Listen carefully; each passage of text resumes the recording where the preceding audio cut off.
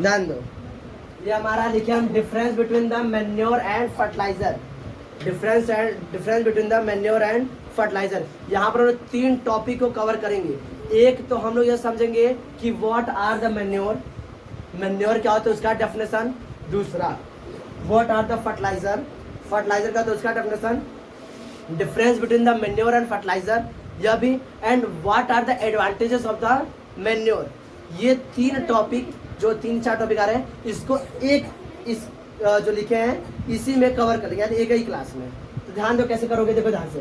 Difference between the manure and fertiliser, अगर difference आएगा तो ये लिखोगे। लेकिन अगर मान लो आज तक पहले कि व्हाट इज मैन्योर, मैन्योर क्या है तो क्या बताओगे। Manure it is a natural substance which is obtained by the decomposition of the animal waste and the plants residue। Plant residue मतलब प्लांट्स जो खत्म होने के बाद जो चीजें बच जाती है प्लांट का रेसिड्यू कहलाता है। जैसे लीफ टूट के गिर गया, उनके रूट बच गए, स्टेम बच गए, तो प्लांट का रेसिड्यू कहलाता है। बस ना, ये मैन्योर होता है। अगर क्वेश्चन अगर व्हाट आर द फर्टिलाइजर तो क्या बताओगे। It is a chemical substance which are rich in a particular nutrient, कोई किसी एक प्रकार का न्यूट्रिएंट प्रेजेंट रहेगा। फॉर एग्जाम्पल देखो नीचे देखोगे, urea, ammonium sulphate, super phosphate, potash and NPK. NPK मतलब क्या होता है, एन से क्या होगा नाइट्रोजन, कहाँ क्या नाइट्रोजन, फॉस्फेट और के से पोटेशियम। ठीक है, ये तुम लोग ब्रैकेट में करके लिख लेना। तो ये हमारा क्या है, हमें मैन्योर समझ लिए और फर्टिलाइजर समझ लिए। अब हम लोग समझेंगे दोनों में डिफरेंस क्या होता है। अब बाद में समझे वो क्या एडवांटेज होते हैं मैन्योर के। तो डिफरेंस में क्या लिखोगे, सबसे पहले इसका डेफिनेशन लिखोगे कि it is a natural substance which is obtained by the decomposition of the animal waste and the plant residue. जबकि इसको कैसे बनाता है, it is a chemical substance which are rich in a particular nutrient, किसी एक प्रकार का nutrient में प्रेजेंट रहेगा। ये तो समझ आ रहा है, इधर देखो समझ आ रहा है। अब आगे अगला पॉइंट क्या लिखोगे, यहाँ पे चौक अगला पॉइंट यहाँ पे क्या लिखोगे, ये 2 है, ये 3 है, ये 4 है, ये 5 है। अगला पॉइंट क्या लिखोगे, देखो ध्यान से। It is a prepared in the field, इसको कहाँ प्रिपेयर करते हैं, फील्ड में। ये जनरली क्या होता है, किसान खुद इसे बना देते हैं। It is prepared in the field. जबकि फर्टिलाइजर क्या होते हैं, it is prepared in the factory, इसे फैक्ट्री में प्रिपेयर किया जाता है। ठीक है, अगला it provide the humus to the soil, ये क्या करता है, सॉइल को ह्यूमस बनाता है। ह्यूमस मतलब अरे डेड एनिमल्स, वह सब्सटेंस जो डेड एनिमल या प्लांट रेसिड्यू से बनाए तो उसी को ह्यूमस कहते हैं। तो ये ऐसा थोड़ी ना बनाया जाता है, इसलिए क्या करता है, ये सॉइल को ह्यूमस प्रोवाइड कराता है। यह सॉइल को ह्यूमस प्रोवाइड नहीं करता है। बात समझ रहा है। अगला देखो, it enhance the water holding capacity, यह वाटर के होल्डिंग कैपेसिटी को क्या करता है, इंक्रीज कर देता है। सॉइल कितना वाटर एब्जॉर्व कर पाएगी या उसकी कैपेसिटी क्या कर देगा, इंक्रीज करेगा। कौन, मैन्योर। जबकि इसके अंदर वो क्षमता नहीं है। It does not enhance the water holding capacity of the soil.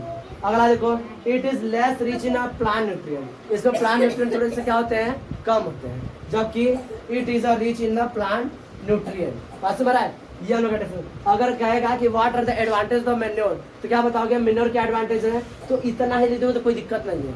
यही क्या, ये क्या करता है, इट प्रोवाइड द ह्यूमस, जबकि ये प्रोवाइड नहीं कराता है। It enhance the water holding capacity, ये नहीं करता है।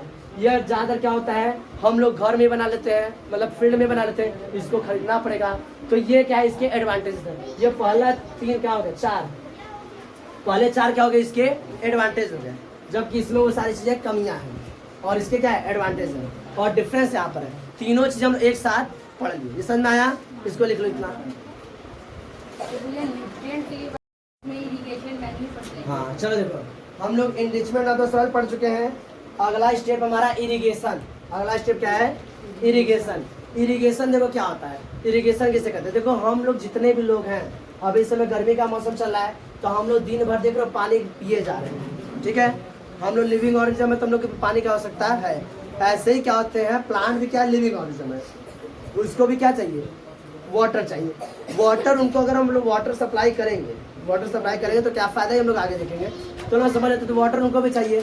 तो हम जब उनको वाटर प्रोवाइड कराते हैं, उसी प्रोसेस क्या बोलते हैं हम लोग, इरिगेशन। क्या कहते हैं, इरिगेशन। तो क्या बताओगे, the process in which the water supply to the plant और क्रॉप्स, यानी वह प्रोसेस जिसमें लोग क्या करते हैं, प्लांट या क्रॉप को वाटर सप्लाई करते हैं, उसे क्या बोलते हैं हम लोग, इरिगेशन। बात सुना रहा है। अब वाटर सप्लाई क्यों करने से फायदा क्या होता है, एक तो उनको वाटर चाहिए, तो सही है, दूसरा होता क्या है कि जब बहुत ज़्यादा गर्मी रहती है, सही समय बहुत ज़्यादा गर्मी, तो उनको पानी ज़्यादा चाहिए, तो वो उन लोग क्या होंगे, उनको बहुत ज़्यादा हीट से वो जल न जाए, इसके लिए भी क्या चाहिए, उनको वाटर चाहिए। जब बहुत ज़्यादा तेज ठंडी रहता है तो भी वाटर रहेगा, तो उनका जो टेम्परेचर रहता है वो मेंटेन रहता है, तो ना उनको ठंड लग पाता है और ना धूप लग पाता है, इसलिए उनको वाटर सप्लाई किया जाता है। इसी प्रोसेस क्या बोलते हैं हम लोग, इरिगेशन। अब देखो वाटर किस किस सप्लाई करते हैं, तो सोर्सेज ऑफ द इरिगेशन। तो सोर्स ऑफ द इरिगेशन क्या होते हैं, there are the following sources of irrigation. कौन कौन से हैं, वेल्स यानी कुएं हैं, ट्यूबवेल है, पॉन्ड्स है, लेक्स है, रिवर है, डैम्स है, कैनल्स है। ठीक है, ये सभी अब यूज करते हैं। पहले क्या होता था, हम लोग क्या करते, बारिश हो तो ही हम लोग क्या करके, हाँ उसी से हम लोग का इरिगेशन होता था, ऐसा हम लोग बहुत कम यूज कर पाते हैं। धीरे धीरे जैसे हम समझदार होते गए, इन सभी चीज़ों का यूज करने लगे, तो हम लोग wells, tubewell, ponds, lakes, river, dams, canal, इन सभी सोर्सेज का हम लोग यूज करते हैं क्या है, प्लांट्स को अपने या क्रॉप को इरिगेट करने के लिए। कोई दिक्कत। अब देखो मेथड, किन किन तरीकों से हम लोग प्लांट्स को यानी क्रॉप को इरिगेट यानी वाटर सप्लाई करते हैं, तो उसे बोलेंगे मेथड्स ऑफ इरिगेशन। क्या बोलेंगे, मेथड्स ऑफ इरिगेशन।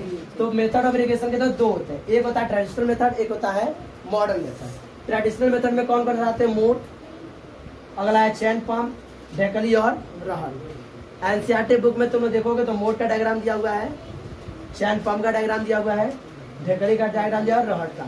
इन सभी का एक्टिविटी हम जब कराएंगे तो इसमें हम वीडियो बन दिखा देंगे कि मोट में कैसे वाटर सप्लाई किया जाता है, चैन पंप में कैसे कहता है, ढेकली में कैसे कहता है, रहर में कहता है। वीडियो में दिखा दें, वहाँ पर वो क्लियर हो जाएगा। ये तुम इस तरह लिखोगे, वीडियो क्लास में कल करा देंगे।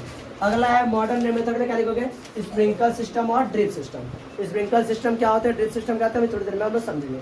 ये इतना समझ में आया, सही है, लिख लो।